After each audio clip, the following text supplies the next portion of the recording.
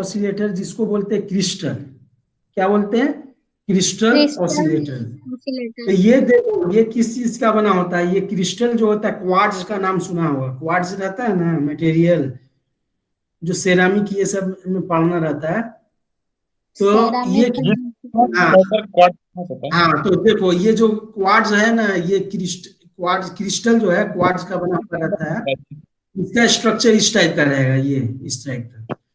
इसमें कुछ नहीं करना है, फिर हमारा क्या रहेगा? एम्पलीफायर का एम्पलीफायर, यानी VCC, R1 R2 RC RE CE हो गया, CC, ये एम्पलीफायर हो गया। फीडबैक में हमको लगाना है क्या? तो यहाँ पर कैसा ऑसिलेटर है? Crystal oscillator. तो हमको क्या लगाना है फीडबैक में? आउटपुट और इनपुट के बीच में क्रिस्टल। तो क्रिस्टल का इस तरह से सिंबल होता है। एक क्या बना देंगे, ये स्क्वायर टाइप का बना देंगे और उसके पैरेलल में दो लाइन लगा देंगे आउटपुट इनपुट के बीच में, इसको बोलेंगे क्रिस्टल। अब ये क्रिस्टल का ये क्या हो गया? सिंबल हो गया, सिंबल। लेकिन हमको तो सिंबल से काम नहीं है, हमको क्या चाहिए? RLC चाहिए।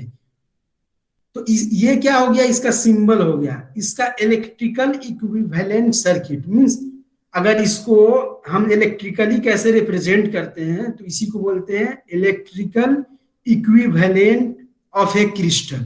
यानी क्रिस्टल को अगर हम रिप्लेस करेंगे इलेक्ट्रिकली, तो क्या क्या मिलेगा हमको?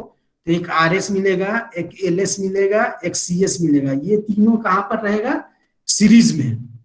और दो टर्मिनल मिलेगा, एक A और एक B। और इसके पैरेलल में एक कैपेसिटर रहेगा, CP, या इसको CM बोलते हैं, पैरेलल कैपेसिटर या माउंटिंग कैपेसिटर इसको बोलते हैं।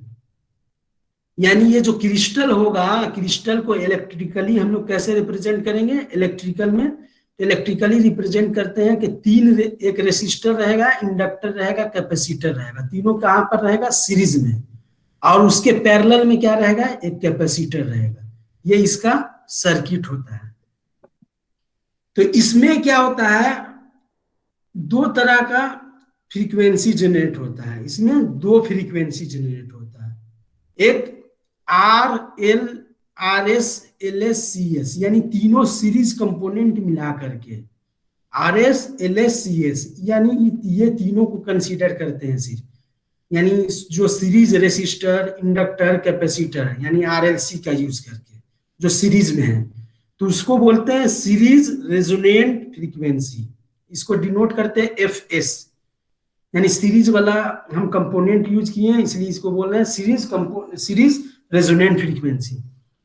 दूसरा क्या होता है? दूसरा फ्रीक्वेंसी जो होता है उसको बोलते हैं parallel resonant frequency. Parallel resonant frequency क्या करते हैं? जब सभी का यूज कर लेंगे, किसका? तो हम क्या करेंगे? चारों का यूज कर लेंगे। यानी RS का भी यूज कर रहे हैं, LS का भी यूज कर रहे हैं, CS का भी यूज कर रहे हैं, CP का। यानी चारों का यूज करके जो फ्रीक्वेंसी जनरेट होगा, तो उसको बोलेंगे पैरेलल रेजोनेंट फ्रीक्वेंसी।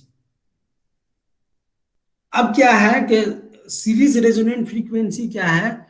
तो उसके बारे में है कि एक क्रिस्टल ऑसिलेटर प्रोड्यूस करता है oscillation at a frequency called series resonant frequency when total reactive impedance of the series leg, यानी जो सीरीज वाला लेग है, RS है, LS है, CS है, उसका क्या होगा? बिकम कर जाएगा 0। यानी जब हम सीरीज रेजोनेंट फ्रीक्वेंसी निकालेंगे, तो सिर्फ हम सीरीज, जो ये हमारा सीरीज वाला है, यानी एक साइड का जो लेग है, RS का, LS का, CS, इसी तीनों का कंसीडर करेंगे। तो हम फ्रीक्वेंसी निकालने के लिए क्या बोले हैं कि जिस आर्म को यूज कर रहे हैं, जिस ब्रांच का यूज कर रहे हैं, उसमें देखेंगे कि इंडक्टर है, कैपेसिटर है, उसके रिएक्टेंस को क्या करेंगे? जोड़ेंगे, और उसके सम को इक्वल टू क्या करेंगे? 0 करेंगे। तो यहाँ पर क्या है? हम पहला आर्म को ले रहे हैं, A और B के लेफ्ट साइड को आर्म को ले रहे हैं, RS LS CS। तो आर्म में रियल खाली वैल्यू रहता है, तो इसको तो नहीं लेना है। इंडक्टर में क्या होता है? रिएक्टेंस कितना होता है? Omega S into LS। और CS का क्या हो जाएगा? माइनस, माइनस आता है 1/ओमेगा S into CS is equal to क्या हो जाएगा? 0। इक्वल टू 0 किए, तो इक्वल टू 0 करेंगे। अब दो इसको राइट साइड में ले जाएंगे, यानी XC बराबर XL कर दिए। क्या बोले थे? क्योंकि XC का वैल्यू क्या रहता है? माइनस में रहता है, XL का वैल्यू प्लस में रहता है। तो अगर दोनों का जोड़ का दोनों को अगर एक का LHS से RHS ले जाएंगे तो माइनस जाकर के RHS में क्या हो जाएगा प्लस, इसलिए बोलते हैं XC बराबर X। तो यहाँ पर क्या किए हैं, XC plus XL equal to 0 किए हैं। यहाँ पर XC का वैल्यू क्या रहता है, माइनस में रहता है, तो माइनस में आ गया -1/ओमेगा CS। XL का वैल्यू क्या रहता है, प्लस में, तो ओमेगा S इंटू LS आ गया। अब इसको इक्वेट किए 0 से, राइट साइड में ले लिए तो 1/ओमेगा CS आ गया, ओमेगा ओमेगा S बता रहा है कि ये सीरीज का एंगुलर फ्रीक्वेंसी है, कहाँ का, सीरीज का। तो अब ओमेगा को अगर लेफ्ट साइड में ले जाएंगे तो ये क्या हो जाएगा, ओमेगा स्क्वायर हो जाएगा। ओमेगा स्क्वायर बराबर क्या हो जाएगा, एल को नीचे लाएंगे, नीचे की तरफ क्रॉस मल्टीप्लाई करेंगे तो 1/LS इंटू CS। ओमेगा बराबर क्या हो जाएगा, 1/LS इंटू CS। तो एफ बराबर, एफ का वैल्यू कैसे लाते हैं, तो ओमेगा में डिवाइड करते हैं कितना से, 2 से। तो ओमेगा में 2 से अगर लेफ्ट साइड में डिवाइड करेंगे तो राइट साइड में भी 2 से डिवाइड करेंगे, तो एफ एस बराबर क्या आ जाएगा, 1/2π√LS/CS। अब क्या होता है कि ये इसमें एक चीज और न्यू टर्म आता है, क्वालिटी फैक्टर। यानी क्वालिटी फैक्टर क्या बताता है कि कोई भी जो हमारा क्रिस्टल ऑसिलेटर है, अगर क्वालिटी फैक्टर हाई है मींस इसका क्या होगा, अच्छा क्रिस्टल का बना हुआ है। तो ये जो क्वालिटी फैक्टर वो जो बताता है, वो बताता है वो कि हमारा क्रिस्टल ऑसिलेटर कितना अच्छा है। तो उसी को मेजर करने के लिए, उसके जो रिलायबिलिटी को मेजर करने के लिए हम लोग यूज करते हैं क्वालिटी फैक्टर का। इसका वैल्यू होता है QS बराबर ओमेगा/LS/RS। ये क्वालिटी फैक्टर होता है, ओमेगा L और डिवाइडेड बाई R, ये हो जाएगा क्वालिटी फैक्टर। तो तुमको इसमें यहां तक याद रखना है, एफ एस क्या हो जाएगा, 1/2π, क्या बोले थे, √L/C होगा। अब दूसरा क्या है कि पैरेलल रेजोनेंट फ्रीक्वेंसी। तो पैरेलल में क्या बोले हैं कि हम सबको कंसीडर करते हैं, LS को भी, CS को भी, CP को भी, यानी पूरा का पूरा सर्किट को लेंगे, पहला ब्रांच को भी और उसके पैरेलल वाला ब्रांच को भी, दोनों को। तो वही यहाँ पर बोल रहा है कि पैरेलल रेजोनेंट फ्रीक्वेंसी कैसे आता है, तो वो बोल रहा है कि एक क्रिस्टल ऑसिलेटर प्रोड्यूस करेगा oscillation at parallel resonant frequency when total reactive impedance, total reactive कहने का मतलब XL उसका value, total reactive element impedance of both series and parallel leg, यानी सीरीज लेग का भी इसमें लेंगे और पैरेलल लेग का भी लेंगे, यानी दोनों ब्रांच का लेंगे और उसको इक्वेट करेंगे कहां से, 0 से। तो हम अगर देखेंगे इस आर्म में अगर मूव करेंगे तो देखेंगे कि RS, LS, CS और CP अगर मूव करेंगे तो सब एक दूसरे से कनेक्टेड है। तो R में क्या होता है, रियल पार्ट होता है, तो R का तो R का कैलकुलेट नहीं करना है, तो R खत्म हो गया। LS का क्या हो जाएगा, तो LS का हो जाएगा ओमेगा/S इंटू LS। उसके बाद क्या आएगा हमारा, CS आएगा। तो CS में क्या बोल रहे हैं कि माइनस लगता है और नीचे में ओमेगा इंटू C होता है, -1/ओमेगा/S इंटू CS हो जाएगा। तो वहां पर ओमेगा P बोल रहे हैं, क्योंकि पैरेलल रेजोनेंट फ्रीक्वेंसी निकाल रहे हैं इसलिए ओमेगा P बोल रहे हैं। ओमेगा P कहने का मतलब एंगुलर फ्रीक्वेंसी कब का है, पैरेलल का, तो 1/ओमेगा P इंटू CS। और फिर तीसरा हमारा क्या बच गया, CP बच गया। तो CP का कैसे निकलेगा, -1/ओमेगा P इंटू CP, ये वाला आ गया। अब क्या किए हैं कि L वाला को क्या किए, लेफ्ट साइड में रखे, तो ओमेगा P इंटू LS, और C वाले पार्ट को राइट साइड में लिखे, तो 1/ओमेगा P 1/CS प्लस 1/CP हो गया ये। फिर वही आ गया क्लैप वाला, क्लैप में क्या था, C इक्विवेलेंट क्या था, C1 C2 divided by C1 plus C2। तो ये वाला जो नीचे वाला पार्ट है 1/CS प्लस 1/CP, ये C इक्विवेलेंट दे देगा, 1/C इक्विवेलेंट बराबर 1/CS प्लस 1/CP। अगर इसको ऊपर में ले जाएंगे तो दोनों प्रोडक्ट डिवाइडेड बाय दोनों का सम हो जाएगा। यहाँ पर ओमेगा P स्क्वायर बराबर क्या आ गया, क्लैप वाला जैसे हो रहा था ना वही होने लगा, जैसे क्लैप का था 1/LS इंटू C इक्विवेलेंट।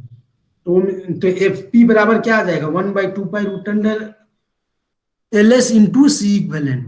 इसमें क्वालिटी फैक्टर वही हो जाएगा कि omega P into L divided by R. तो ओमेगा एल बाई आर ये क्वालिटी फैक्टर होता है, एडिशनल यही है इसमें। तो सी इक्विवेलेंट का वैल्यू क्या हो जाएगा, जिस तरह से क्लैप में था, ये यहाँ पर देखो क्लैप में क्या था, C equivalent C1 C2 divided by C1 plus C2, 1/C1 1/C2 को लिखे थे। सी इक्विवेलेंट क्या था, C1 C2 divided by C1 plus C2। तो एक का याद रख लेगा तो दूसरा का भी याद आएगा। यहाँ पर सी इक्विवेलेंट क्या हो जाएगा, CS into CP divided by CS plus CP। तो ये हमारा यहाँ से हमारा क्या निकल जाएगा, फ्रीक्वेंसी निकल जाएगा। अब इसमें क्या होता है, इसका फायदा क्या होता है कि इसमें ये फायदा होता है कि इसमें फ्रीक्वेंसी भी क्या होता है, स्टेबल होता है। फ्रीक्वेंसी ये जितना भी ऑसिलेटर पढ़ रहे हैं इन सभी में सबसे अच्छा फ्रीक्वेंसी जो होता है, जो जनरेट करता है, ये इसका रहता है, क्रिस्टल ऑसिलेटर का सबसे स्टेबल। स्टेबल कहने का मतलब क्या है, जो रिलायबल है। तो सबसे ज्यादा स्टेबल जो है, जो फ्रीक्वेंसी होता है, किसका होता है, क्रिस्टल ऑसिलेटर का। तो वही लिखा हुआ है नोट करके, द स्टेबिलिटी ऑफ ऑसिलेशन, यानी जो ऑसिलेट कर रहा है हमारा ऑसिलेटर, उसका जो स्टेबिलिटी जो होता है इसमें, वो डिपेंड किस पर करता है, क्वालिटी फैक्टर पर। हम अभी बताए थे कि ये जो क्वालिटी फैक्टर क्या आता है, क्रिस्टल ऑसिलेटर का बताएगा कि ये कितना अच्छा है, सबसे बेस्ट है, क्या है, मीडियम वाला है कि पुअर है इसका। तो जो हमारा क्यों बताएं, क्योंकि ये यही जो क्वालिटी फैक्टर है यही बताएगा कि ऑसिलेशन हमारा कितना अच्छा होगा, कितना स्टेबल होगा। तो स्टेबिलिटी ऑफ ऑसिलेशन कहने का मतलब एम्पलीट्यूड और फ्रीक्वेंसी दोनों क्या होगा, कांस्टेंट रहेगा। तो हमको एक अच्छा ऑसिलेटर क्या है, जिसका एम्पलीट्यूड क्या हो, फिक्स रहे, चेंज नहीं करे। ये भी ये दे रहा है, और फ्रीक्वेंसी भी स्टेबल मिल रहा है, इसमें अनस्टेबल नहीं मिल रहा है। और उसी में लिखा हुआ है नेक्स्ट पॉइंट कि अगर गुड क्रिस्टल अगर सिलेक्ट करें जिसका क्वालिटी फैक्टर अच्छा हो, जैसे में हम लोग क्वार्ट्ज का यूज करते हैं, तो उससे हमको क्या मिलेगा, एक्सेलेंट मिलेगा amplitude and frequency of stability. यानी हमारा जो ऑसिलेटर मिलेगा, अगर हम एक क्वार्ट्ज का सिलेक्शन करते हैं जिसका क्या है, क्वालिटी फैक्टर Q अच्छा हो, तो उससे हमको जो ऑसिलेटर मिलेगा उसका एम्पलीट्यूड और फ्रीक्वेंसी स्टेबिलिटी दोनों अच्छा होगा। अब यही था, इसमें एक न्यूमेरिकल यहाँ पर दिया हुआ है, देखो अगर न्यूमेरिकल अगर पूछेगा तो ये इस तरह से दे देगा कि क्रिस्टल ऑसिलेटर है जिसका सर्किट में LS का वैल्यू इतना है, इतना हेनरी जो होता है इसका यूनिट है इंडक्टर का। CS क्या है, इतना पीको फेराड है। पीको कहने का मतलब 10⁻⁻12 फेराड, तो पिको फेराड है। RS का वैल्यू 5 किलो ओम है, तो 5 किलो ओम को लिखेंगे 5000 ओम। CP कितना है, 1 पिको फेराड है। तो determine the resonance frequency FS कहने का मतलब सीरीज रेजोनेंस फ्रीक्वेंसी। FP कहने का मतलब क्या हो गया, पैरेलल। तो पहले क्या लिखेंगे, न्यूमेरिकल रहेगा तो लिखेंगे सोल्यूशन लिख करके गिवन क्या क्या दिया हुआ है, तो गिवन करके लिखेंगे सीरीज रेजोनेंस फ्रीक्वेंसी RS बराबर 5 किलो ओम मीन्स 5000 ओम। क्या हम बोले थे कि न्यूमेरिकल सॉल्व करते वक्त सबको SI यूनिट में लिखते हैं। SI यूनिट क्या है, R का ओम है, L का हेनरी है, कैपेसिटर का फेराड है, म्यूचुअल इंडक्टेंस हो या CP हो दोनों का फेराड है, तो फेराड ओम हेनरी में लिखेंगे। सीरीज रेसिस्टेंस कितना हो जाएगा, 5000 ओम। LS क्या हो जाएगा, 0.8 हेनरी। CS क्या है, 0.08 पिको फेराड है। तो पिको को हटा के क्या लिखेंगे, 10⁻⁻12। 10⁻⁻12। और देखो क्या किया है, 2 डेसिमल था यहाँ पर, तो 2 डेसिमल 0.0 से और 8 से डेसिमल को हटाएंगे तो कितना आ जाएगा, 10⁻⁻2। तो 10⁻⁻2 और 10⁻⁻12 तो क्या होता है, गुना में जो पावर होता है उसका क्या होता है, सम होता है। तो -2 और -12 दोनों मिलाकर क्या बताया जाएगा, 10⁻⁻14। अब 8 का 8 हो गया। और CP का वैल्यू क्या था, 1 पिको फेराड।